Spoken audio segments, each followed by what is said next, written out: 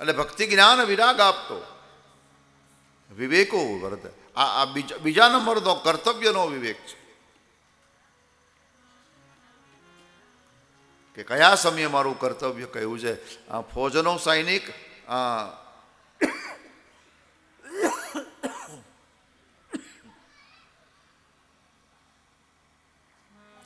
સરહદના ઉપર ગોળીબાર કરે ને કોઈને મારે તો એ ધર્મ છે એનો, પણ એ જ સૈનિક ગામમાં આવીને કોઈને મારે તો એ અધર્મ છે. જે ક્રિયા ત્યાં ધર્મ હતી એ જ ક્રિયા અધર્મ બની ગઈ, સ્થાન ફરી ગયું. એટલે આ વિવેક છે. પણ ભાગવતમાં જે વિવેકની ચર્ચા છે, ભક્તિમાં જ્ઞાન નાખો, જ્ઞાનમાં વૈરાગ્ય નાખો ને પછી જે વિવેક નીકળે એમાં બે જ વસ્તુ આવે. બહુ ધ્યાન દેજો.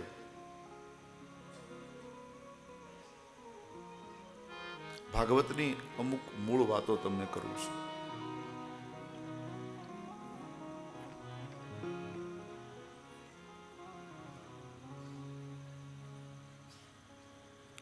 બે વસ્તુ આવશે. આ સંસારમાં મને મોકલ્યો કોણે? પેલું માણસે રોજ વિચારવું જોઈએ, રોજ,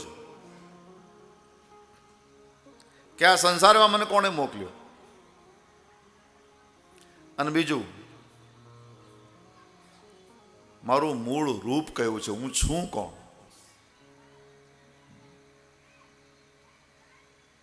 હું કોણ છું?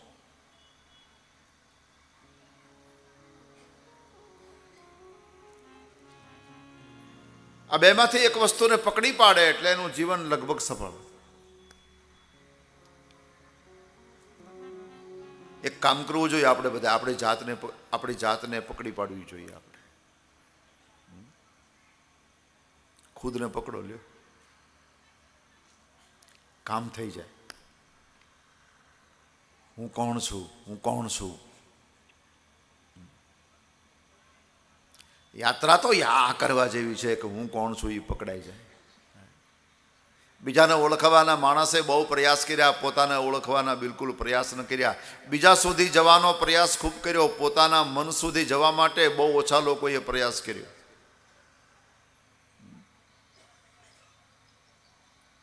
હું કોણ છું? અને જ્યાં સુધી હું શરીર છું એ ભાવ હશે ત્યાં સુધી જો આ સંસારના જેટલા પણ દંડવો છે ને એ કોઈ મારો ને તમારો પીછો નથી છોડવાનો.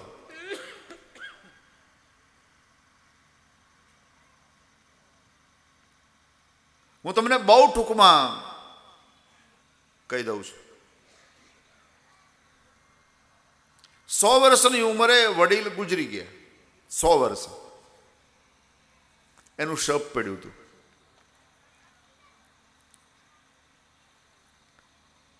એની આંખ ત્યાં છે, કાન ત્યાં છે, જીભ ત્યાં છે,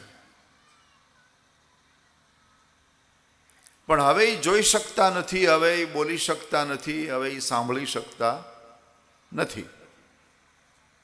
એનું કારણ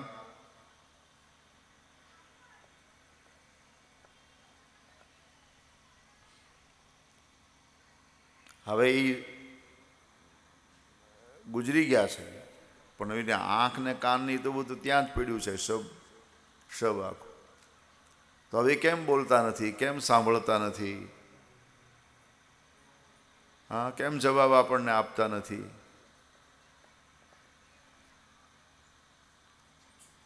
કારણ આમ ખ્યાલમાં આવે છે?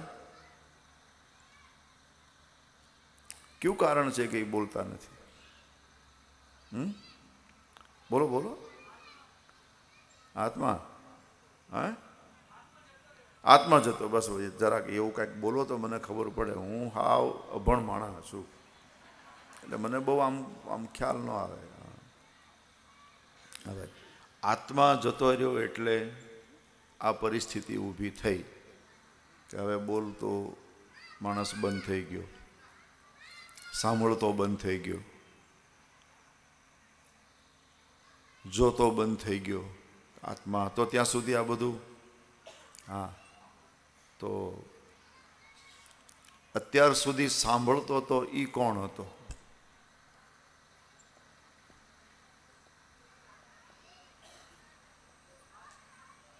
એ નીકળી ગયા પછી સાંભળવાનું બંધ થઈ ગયું, જોવાનું બંધ થઈ ગયું. તો અત્યાર સુધી જોતો હતો અને અત્યાર સુધી સાંભળતો હતો, એ કોણ હતો? હા, આત્મા. બહુ સુંદર વાત છે.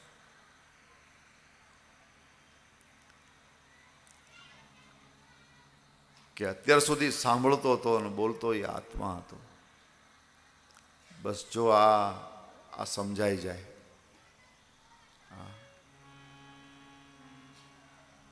તો મારી ને તમારી અધ્યાત્મની યાત્રા લગભગ પૂરી થઈ જાય.